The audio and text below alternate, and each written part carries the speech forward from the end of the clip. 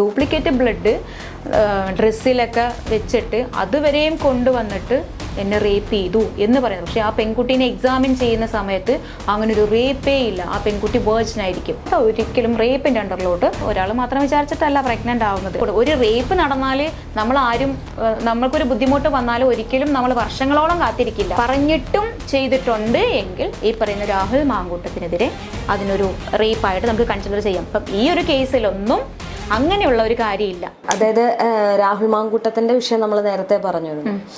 ഇപ്പം ആ കേസിൽ ഒരുപാട് തെറ്റുകൾ കാണാം, അല്ലെങ്കിൽ ചിലപ്പോൾ കുടുക്കിയതാവാം. ഇനിയിപ്പം ഒരു മോചനം കാണുമോ, അല്ലെങ്കിൽ ആ ഒരു ജാമ്യം കിട്ടുമോ? എങ്ങനെയായിരിക്കും രാഹുലിന്റെ ആ ഒരു ഇനി തിരിച്ച് പുറത്തേക്ക് ഇറങ്ങി ആ ഒരു രാഷ്ട്രീയത്തിലേക്ക് പോകാൻ കഴിയുന്ന രീതിയിലുള്ളൊരു നീതി ലഭിക്കുമോ? ഇപ്പം രാഹുൽ മാങ്കൂട്ടത്തിന്റെ കേസിൽ ഞാൻ നേരത്തെ പറഞ്ഞു, അത് ഒരിക്കലും റേപ്പായിട്ട് കൺസിഡർ ചെയ്യുന്നില്ല. ആ ഒരു കേസിൽ റേപ്പായിട്ട് കൺസിഡർ ചെയ്യില്ല. പിന്നെയുള്ളത് അവർ പറഞ്ഞിട്ടുള്ള സാമ്പത്തികമായിട്ടുള്ള കുറച്ച് ചൂഷണങ്ങളുണ്ട്. സാമ്പത്തികമായിട്ട് അവരെ ചൂഷണം ചെയ്തു എന്നുള്ളതും അവരെ ഉപദ്രവിച്ചു എന്നുള്ളതും ഇങ്ങനെയുള്ള വേറെ ഒരുപാട് കാര്യങ്ങൾ അതിനകത്തുണ്ട്. പിന്നെയുള്ളത് ഒരാൾക്ക് പ്രഗ്നന്റ് ആവുന്നത് ഒരാൾ മാത്രം വിചാരിച്ചിട്ടല്ല പ്രഗ്നന്റ് ആവുന്നത്. ആ ഒരു പ്രഗ്നന്റ് ആയതും ഒരു ഹസ്ബൻഡ് ഉണ്ടായിരിക്കെ പ്രഗ്നന്റ് ആവുന്നതും വേറെ ഒരു റേപ്പിലൂടെ പ്രഗ്നന്റ് ആവുന്നതും ഇങ്ങനെയുള്ള കാര്യങ്ങളൊക്കെ ഒരുപാട് വ്യത്യാസമുണ്ട്. റേപ്പ് എന്നതും കൺസെൻഷ്യൽ സെക്സ് എന്നുള്ളതും രണ്ട് ഇതാണ്. അതിനിടയിൽ വലിയൊരു ഗ്യാപ്പുണ്ട്. അപ്പൊ ഈ രണ്ട് കാര്യങ്ങളും കോടതിയിൽ തെളിയിക്കണം എന്നുണ്ടെങ്കിൽ, റേപ്പാണ് എന്ന് തെളിയിക്കണം എന്നുണ്ടെങ്കിൽ പ്രോസിക്യൂഷൻ അതിനുള്ള തെളിവ് കോടതിയിൽ ഹാജരാക്കണം. ഇപ്പൊ ഈ പറയുന്ന രാഹുൽ മാങ്കൂട്ടത്തിന്റെ കേസിൽ രാഹുലിന് തെളിയിക്കാൻ കഴിയണം ഇതൊരു കൺസെൻഷ്യൽ റിലേഷൻഷിപ്പ് ആയിരുന്നു എന്നുള്ളത് തെളിയിക്കണം. ദെൻ ഓൾസോ ഈ പറയുന്ന ഇൻസിഡന്റ്, ആ ഒരു ഇൻസിഡന്റ് കഴിഞ്ഞിട്ടും ഇവർ തമ്മിൽ വളരെ നല്ല രീതിയിലാണ് നടന്നിട്ടുണ്ടായിരുന്നത് എന്നുള്ളതും തെളിയിക്കാൻ കഴിഞ്ഞിട്ടുണ്ടെങ്കിൽ ഓഫ് കോഴ്സ് അവർക്ക് ഈ ഒരു കേസിൽ നിന്നും അവർക്ക് തന്നെ വിഡ്രോവൽ ആവാം. അതല്ലാതെ ഇത് റേപ്പാണ് എന്ന് വരുത്തി തീർക്കണമെങ്കിൽ ഏത് സമയമാണോ, ഇപ്പം 2024 നടന്നിട്ടുള്ള ഒരു ഇൻസിഡന്റ് ആണെങ്കിൽ ആ 2024 കേസ് ഒരു റേപ്പ് നടന്നാൽ നമ്മൾക്കൊരു ബുദ്ധിമുട്ട് വന്നാലും ഒരിക്കലും നമ്മൾ വർഷങ്ങളോളം കാത്തിരിക്കില്ല. പിന്നെ ഈ കൺസെന്റ് എന്ന് പറയുന്ന ഒരു സംഭവം, കൺസെന്റോട് കൂടിയിട്ട് സെക്സ്, എന്താണ് ഈ കൺസെന്റ് എന്ന് പറയുന്നത്?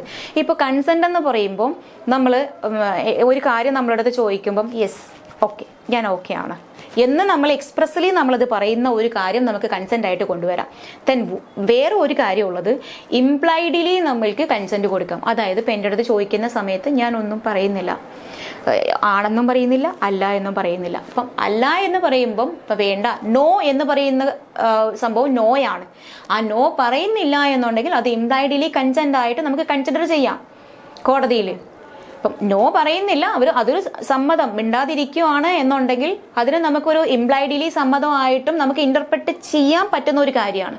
ഇപ്പോൾ ഒരാളെ റേപ്പ് ചെയ്യുന്ന, അല്ലെങ്കിൽ അവരിഷ്ടത്തോടെ നടന്നിട്ടുള്ള ഒരു റിലേഷൻഷിപ്പിൽ അത് റേപ്പാണ്, അല്ലെങ്കിൽ എന്നെ അങ്ങനെ ചെയ്യരുത് എന്ന് അവർ പറഞ്ഞിട്ടും ചെയ്തിട്ടുണ്ട് എങ്കിൽ ഈ പറയുന്ന രാഹുൽ മാങ്കൂട്ടത്തിനെതിരെ അതിനൊരു റേപ്പായിട്ട് നമുക്ക് കൺസിഡർ ചെയ്യാം. അപ്പം ഈ ഒരു കേസിലൊന്നും അങ്ങനെയുള്ള ഒരു കാര്യമില്ല. ഉള്ളതായിട്ട് നമുക്ക് ഒരു സ്റ്റേറ്റ്മെന്റിലും നമുക്ക് കാണാൻ പറ്റുന്നില്ല. അവരുടെ കൺസെന്റ് ഇല്ലാതെ അവർ പറയുന്ന കല്യാണം കഴിക്കാമെന്ന് പറയുന്ന ഒരു ഇത് പറയുന്നുണ്ട്. ആ സമയത്ത് നല്ല പോലെയായിരുന്നു, അത് കഴിഞ്ഞിട്ട് 1.5 വർഷം 2 വർഷം കഴിയുമ്പോഴാണ് എനിക്കത് റേപ്പായിട്ട് തോന്നിയത്. അത് പറഞ്ഞിട്ട് ഒരിക്കലും കോടതിയിൽ റേപ്പിന്റെ ഡെഫിനിഷൻ നമുക്കതിൽ പറയാൻ പറ്റില്ല, ഒരിക്കലും അത് പറ്റില്ല. പിന്നെ രാഹുൽ ഇതിൽ തെറ്റുകാരനാണോ ഇല്ലയോ എന്നുള്ളത് കോടതി തീരുമാനിക്കും. വിത്ത് എവിഡൻസ് കോടതിയിൽ തെളിയിക്കട്ടെ. ഈ പറയുന്ന പെൺകുട്ടീനെ അങ്ങനെയൊക്കെ ചെയ്തിട്ടുണ്ട് എന്നുള്ളത് പ്രോസിക്യൂഷനും തെളിയിക്കട്ടെ. പ്രോസിക്യൂഷനും എന്തൊക്കെ തെളിവുകളാണോ ഉള്ളത് അത് തെളിയിക്കട്ടെ. അങ്ങനെയാണെങ്കിൽ കോടതി തീരുമാനിക്കും. പിന്നെ ഇങ്ങനെയുള്ള ഒരു കേസിൽ പെട്ടു എന്ന് വിചാരിച്ചു, ഒരു കള്ളക്കേസിൽ പെട്ടു എന്ന് വിചാരിച്ചിട്ട് ആരും, ഒരു പെൺകുട്ടി ആയിക്കോട്ടെ ആൺകുട്ടി ആയിക്കോട്ടെ, ആരും ആത്മഹത്യ ചെയ്യേണ്ട ഒരു കാര്യമല്ല.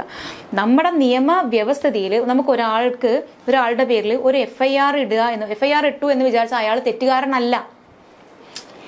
ഇപ്പോൾ ഒരു റേപ്പ് കേസുകളൊക്കെ എങ്ങനെയാ വരുന്നത്? ഒരു പെൺകുട്ടി കരഞ്ഞോണ്ട് വന്നിട്ട് എന്നെ ഇങ്ങനെയൊക്കെ ചെയ്തു എന്ന് ഒരു പെൺകുട്ടി വന്ന് പറയും. ഒരു പക്ഷേ ആ പെൺകുട്ടീനെ പറഞ്ഞ് പഠിപ്പിച്ചിട്ടായിരിക്കാം പെൺകുട്ടി ഇവിടെ വന്ന് പോലീസ് സ്റ്റേഷനിൽ വന്ന് പറയുന്നത്. അമ്മ ഇങ്ങനെയൊക്കെ പറഞ്ഞ് പഠിപ്പിച്ചിട്ടുണ്ടാവും. ചോര വരെ ഡ്യൂപ്ലിക്കേറ്റ് ബ്ലഡ് ആക്കിയിട്ട് കൊണ്ടുവന്നിട്ടുള്ള കേസുകളുണ്ട്.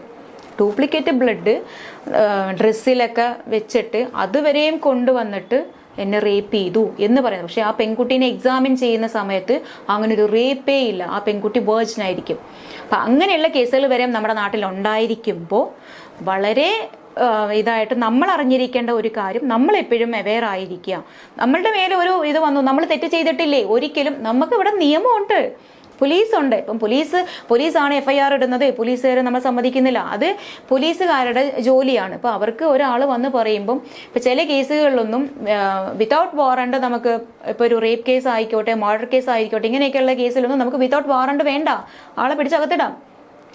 നമ്മുടെ നാട്ടിലെ നിയമമാണത്. അപ്പം അങ്ങനെയുള്ള കേസുകൾ വരുന്ന സമയത്ത് ഇവരെപ്പോഴും നമ്മളൊരു തെറ്റ് ചെയ്തിട്ടില്ല, നമ്മൾ അവെയർ ആയിരിക്കുക, നമ്മളൊരു അഡ്വക്കേറ്റിനെ കാണുക, നമ്മളുടെ ഭാഗം ശരിയാണെന്നുണ്ടെങ്കിൽ നമ്മളത് പ്രൂവ് ചെയ്യുക. അതിന് നമ്മൾ മരിക്കാൻ പോകേണ്ട കാര്യമില്ല. പിന്നെ ഇത്രയും എനിക്കെതിരെ ഇങ്ങനെയുള്ള കാര്യങ്ങളൊക്കെ സംഭവിച്ചു, ഇതുകൊണ്ട് തന്നെ ഇനി മുന്നിലേക്ക് എനിക്ക് ജീവിക്കാൻ പറ്റില്ല, അങ്ങനെയുള്ള ഒരു തോന്നലുകളൊന്നും വേണ്ട. നമുക്കെതിരെ ഒരാൾ ഒരു ഫോൾസ് അലിഗേഷൻ കൊടുത്ത് നമ്മുടെ ലൈഫ് നശിപ്പിച്ചിട്ടുണ്ട് എന്നുണ്ടെങ്കിൽ നമുക്ക് അവർക്കെതിരെ കേസ് ഫയൽ ചെയ്യാനുള്ള എല്ലാ വകുപ്പുകളും നമ്മുടെ നാട്ടിൽ തന്നെ, നമ്മുടെ നിയമത്തിൽ തന്നെ ഉണ്ട്. അപ്പം അതൊന്നും അതായത് നമ്മുടെ നിയമം, കോടതി ഒക്കെ ലാഗായി പോകുന്നപ്പോൾ ഒരാളുടെ കേസ് മാത്രമല്ലല്ലോ നമുക്കുള്ളത്, ഒരുപാട് കേസുകളുണ്ട്.